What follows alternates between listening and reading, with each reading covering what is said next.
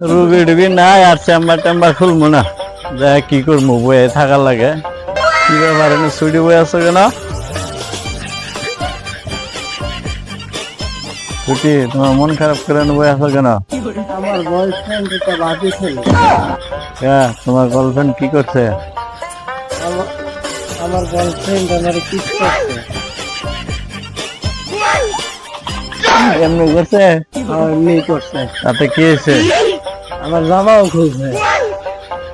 আবার বলছে এমনি করেই করছে। তাতে কি হয়েছে? হ্যাঁ, আমার লাগে সেক্সও করছে।